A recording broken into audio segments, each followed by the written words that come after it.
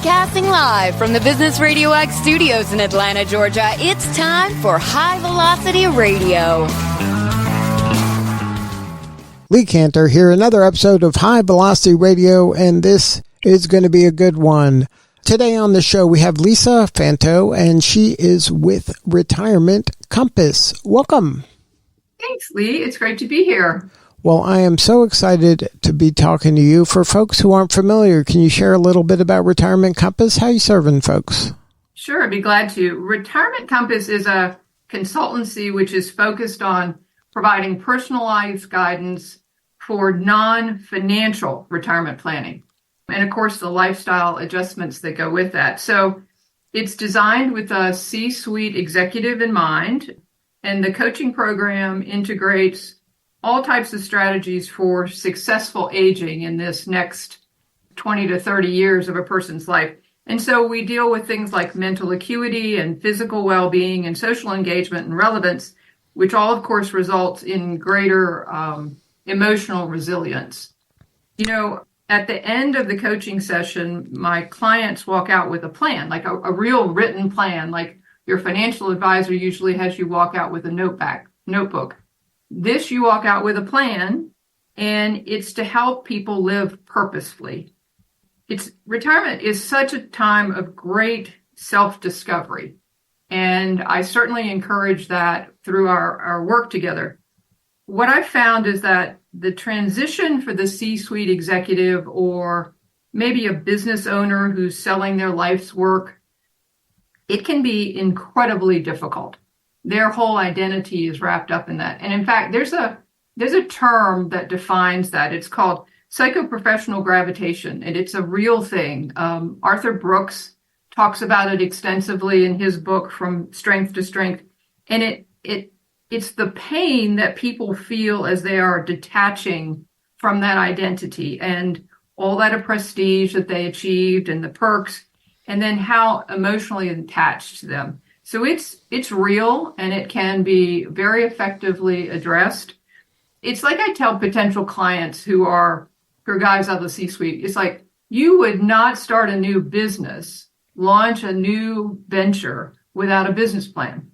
So why would you go into this next part of your life that could be 20, 30, 40 years without a written plan?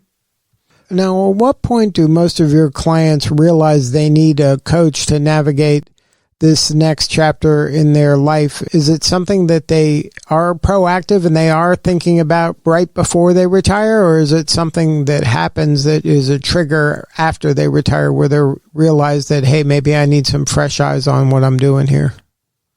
It can be both. I have seen people who are a year away, 18 months away, and they may be talking with their financial advisor and say, you know, I feel really buttoned down financially and this is going to be fine, but I have not a clue what I'm going to do with my time.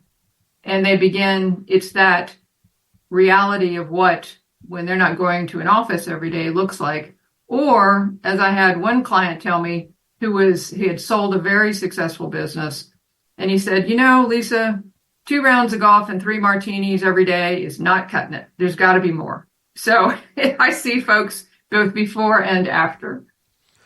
So at the heart of their, I don't want to say struggle necessarily, but it sounds like it is a struggle at some level, is kind of a purpose-based angst that maybe they're missing out on something? Yes. You see, there is great emotional attachment to being senior vice president of enterprise company that's a Fortune 500. And so when you walk away from that, that void is, I've had people call it an abyss. They tell me it's scary. So it really is, what's my next purpose? And my coaching takes them through a series of exercises that helps them replace all that. And in many cases, it's not just the identity and the time allotment. It's, I'm leaving my tribe. Do I have real friends, or do I have deal friends? What about maintaining my mental acuity. Suddenly I don't have 100 things an hour coming at me to deal with. What happens? And in that void, by the way, things begin to slip. So you have to establish a new plan to address all of those different elements, and they need to be balanced. And that really is the gist of the coaching. Is a lot of my clients tell me really easy questions with very hard answers. Well, you kind of painted the picture earlier when you said you had a client that their why before they retired in their head was, I'm going to play golf and I'll be, every day is a Saturday. And then they realized that, that's too many Saturdays. I need some other things going on. And they realized the why wasn't really big enough to encompass all the hours, because every day you have to do something. That's exactly right. You need a purpose. You need a reason to get up in the morning. Ideally, you need people in your life. You need to be taking care of yourself physically. You need to be doing something that challenges you cognitively. And there's a number of different ways to do that. And they're all, the fascinating part about this, Lee, is they're all intertwined. And they all support each other, which is why they need to be balanced. It's like relationships and friends, right? So everybody who's been in business for a long time has deal friends, but do you have real friends? And there's a big difference. You have, everybody I know has a contact list with hundreds of people on it, but who do you really call if there's an issue? And then how do you cultivate those? Because many times individuals in the C-suite have spent so much time at work that they have neglected those relationships, either with family or outside friends. So it's a multifaceted approach, because usually the symptoms show up in all of these different areas.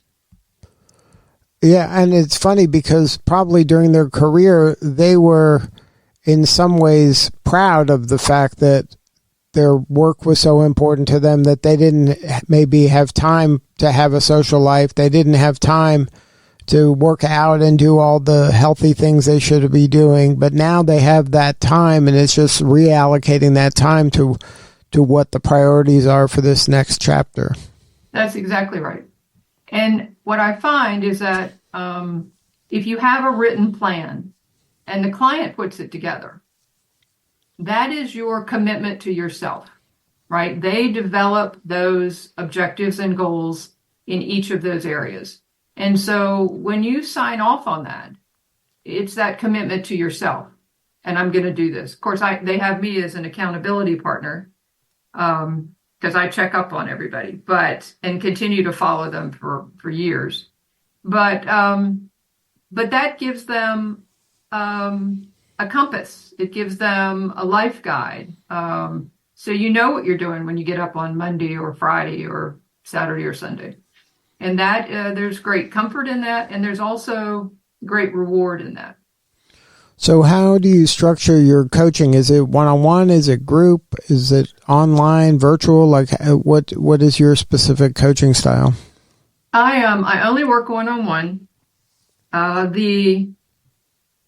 I said, my clients tell me that the questions are so easy and the answers are hard. And I get into and hear all kinds of very sometimes deep and personal things. So I find that the best work needs to be done one-on-one. I like doing it in person if I'm based out of the Atlanta area or the Georgia coast. But I do have Teams calls with clients who are all across the United States. And I find as long as it's one-on-one and they're comfortable with the technology, it works just as well. And each session is 90 minutes. And then in each session, is there pre-work before the session, or is it, it's like, hey, how has it been since the last time we talked kind of thing? A little of both, but So we do a lot of catch-up work, but they have a number of exercises that need to be completed between our sessions, and between sessions is usually 2 to 3 weeks. Some of them, I even suggest to them that they do over time. There are multi-questions, multi-step questionnaires that build on previous answers. So there's a lot of work offline. And what I find is that, Lee, it's just like any other thing in your life. What you put into it, you get out of it. And so I've had people write me War and Peace. And those clients generally are the folks who've really dug deep and come back to our sessions with real revelations. And I've had people who just give me one-word answers. So, but ideally, if you're willing to work at it, although this is not therapy, the outcome is very profound. So when you're asking easy questions that are maybe have hard answers, how are you kind of discerning the difference between coaching and therapy? Because therapy, you ask questions that are easy, seemingly easy, but have hard answers. So how is your coaching kind of different than therapy, if kind of maybe the methodology is similar? Well, think about, a coach takes, whether you're a golf coach or a swimming coach or whatever, you take the client where they are right now with the intent of moving them forward to a better place, a better performance. In this case, a plan that will provide a guideline for a vibrant life later. So if an individual and I are talking, and we're talking about family relationships, and they are estranged or they don't have as good a relationship with a son or a daughter that they'd like, I don't go back and dredge up the whys. What I say is, let's talk about what you want to achieve, and then based on these elements that we're working on, how can you move forward with them? And so it's just a different approach. Again, I'm not dissecting the reasons behind the lack of relationship with a child, only how can we address it going forward? I think that's also a safer space for individuals that don't want to dredge that up. It's just about making it better. So it's a fine line. It's like when I work with couples occasionally, and I don't do marital counseling, right? We talk about how they can come together and create this thriving relationship and time together going forward. Although I will tell you, I have a file where I have clinicians that I suggest that perhaps this is where they need to turn. So when you're asking them the questions, the answers tend to be more kind of practical rather than kind of esoteric? They can be. So let me give you an example. One of the early exercises that I use that really is designed to elicit a client's, what they think the perfect retirement looks like, or post-corporate life looks like. And then also, what are their real priorities in life? So it's 4 questions. And the first one is write down what the perfect day in this next chapter looks like. And then write down the perfect week. And inevitably people go, wow, it's feeling like Groundhog Day, right? Am I going to do this every day? And then we shift, because the third question is, you've been to see your internist for your annual physical. He calls you and says, you have exactly 5 years to live from today. And my question from them is, what are you going to do with that 5 years? What are your priorities in those 5 years? What do you want to do?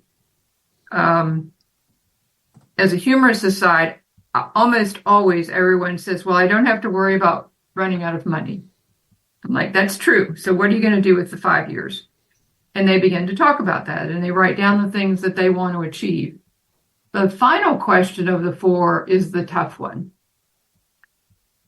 And that is, your doctor calls you and says, you have 72 hours from right now. The question is not what you're going to do. The question is, what do you regret having not done? That elicits all kinds of things, and the priorities of that person's life are forced to the top, because avoiding regret is an amazing motivator. Amazing. And the result of that exercise carries us the entire way through the rest of the coaching sessions, because that's what they want to achieve. And I hear all kinds of things. I hear things about relationships and having experienced things. And, so when I say I hear personal things, that's what I'm referring to. But regret is a very powerful motivator. Avoiding it is incredible. So for most people's retirements where they have longer than 72 hours left on the calendars, and they want to get the most out of this, you mentioned several areas that they should be focusing on. I think they were their physical, their spiritual, their social, and their mental. I think those are the areas that they should spend some time and resources in developing and spending time on. Is there any advice or maybe tips or activities they can be doing in order to kind of wring out the most juice from them? And maybe let's start with social on this. Sure. So let's talk about social for a minute, because your social tribe or community or / relationships with people is critical. There's a lot of research that talks about how lethal loneliness is. It's known to shorten lifespan twice as fast as obesity. So it's a very critical part of a person's post-career life. And we are, we're wired as human beings for connection. And without it, it puts both your brain and your body at risk. In fact, loneliness also increases the risk of dementia by more than 64%. Isolation is a terrible thing. And a lot of times when individuals leave the workforce, they leave all of those relationships behind. They may have them in other places, but they may or may not be well developed. And so leaving behind the workplace is a big step and a risky step. You talk about wringing the most out of it. I think what I found most interesting is that you can address many parts of these within an activity. So for instance, you talked about physical, that's one of the levers. So one of those interconnectivities, for instance, is an exercise regimen, right? That would include weightlifting. That'd be awesome. Or running. That would be great. Because we know that the hypothalamus, which is responsible for memory, responds to aerobic exercise. You can join a running club. You can join a walking club, right? So you're engendering new social relationships, which is critical because you are wired to need that. And at the same time, you are exercising other parts, right? Your muscles, your lungs, which holds out a lot of other wonderful benefits in addition to your mental acuity. Let's talk about staying cognitively sharp, right? That means challenging activities like chess or mahjong, or learning a new language, or learning to play a musical instrument, for instance. Do you know that playing music literally grows brains?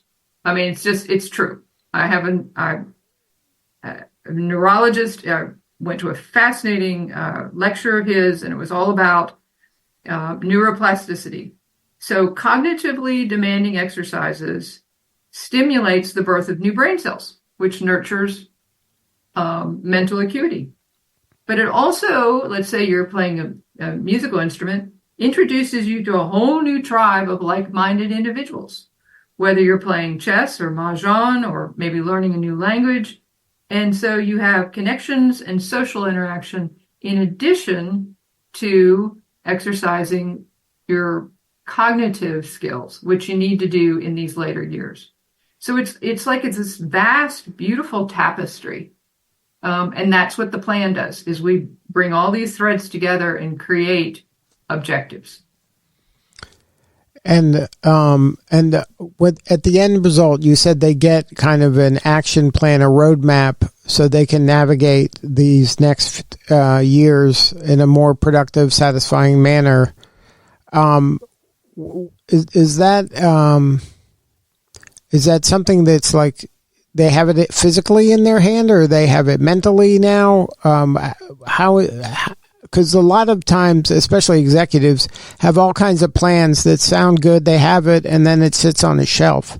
How does this become kind of a living document that is useful day after day, year after year? Depending on the individual, they can either have a written plan, a paper plan, something they can touch, put on their desk, write on it, make notes, put sticky notes on it. And many of them, to my surprise, actually want the paper. It is available, all of my exercises, because I work with people not in Atlanta, I have all electronic versions. But many of those tell me that they take that electronic version and they print it out so that they have it. And I encourage them to put it someplace on their desk where they see it every day. Because most of these folks, even after they leave the office, have a home office. They have someplace where they sit down and they work through their emails or whatever. And so it's there. They talk to me 90 days after their final session where we create this. And I, of course, go through their objectives and we talk about how they are progressing and how it's working for them. And I also encourage them that at least once a year, and it probably needs to happen around New Year's, is that they go back through the whole plan and they alter it. What worked? What didn't work? It needs to be a very dynamic and living document. But yes, it is paper. It is tangible. And people seem to really like that and find it more compelling and more accountability. Now, is there a story you can share that maybe illustrates how this could work for someone? Don't name the name, but maybe explain the challenge they came to you with and how you were able to help them get to a new, more satisfying, fulfilling level. Sure. So I had a gentleman from an enterprise company, right, Fortune 500. He was contemplating retirement, had not told his company yet, but was beginning to, speak with his financial advisor about the transition. He came from a company that has a culture of using executive coaches.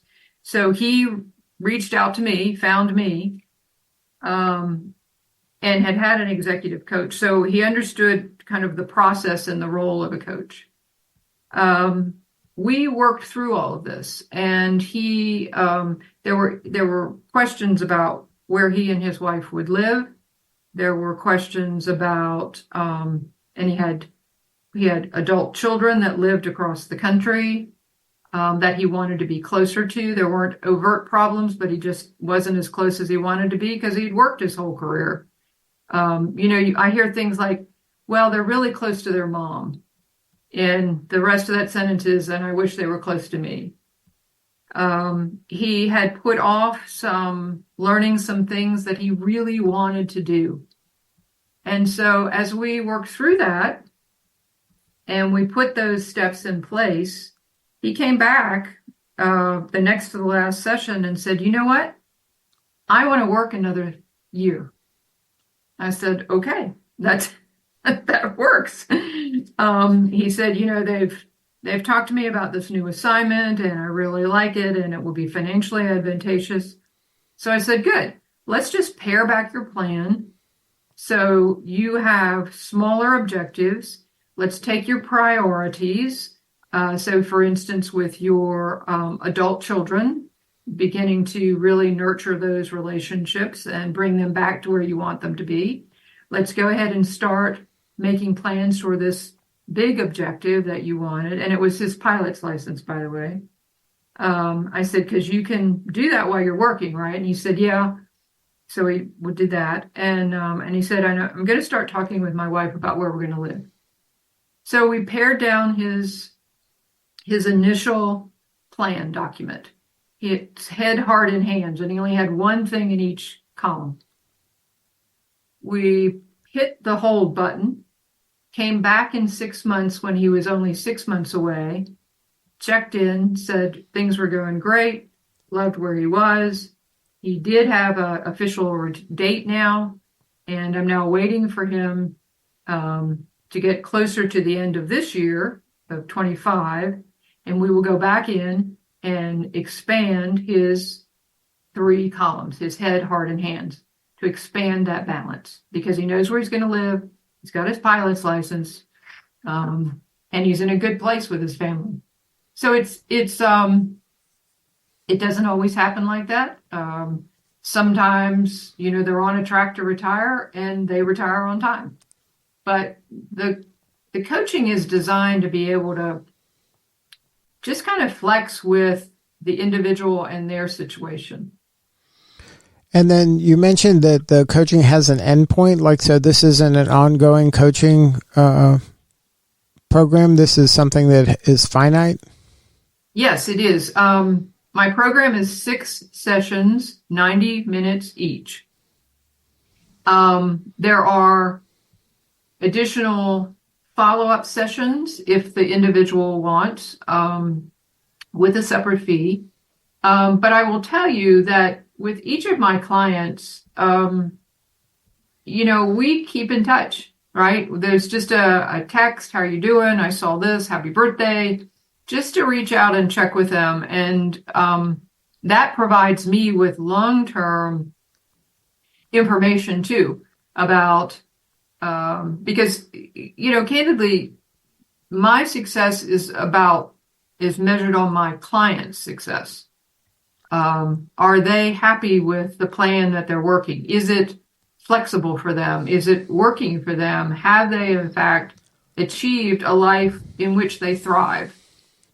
And so I follow up with them informally, if you will, after the 6 sessions. Or if they want to get together and really rework the whole plan in January, I do that too. So if somebody wants to learn more, have a more substantive conversation with you, what is the website? What is the best way to connect? It is www.theretirementcompass.com, and that's my website. Well, Lisa, thank you so much for sharing your story today. You're doing such important work, and we appreciate you. Thank you so much, Lee. I appreciate you having me. All right, this is Lee Kantor. We'll see you all next time on High Velocity Radio.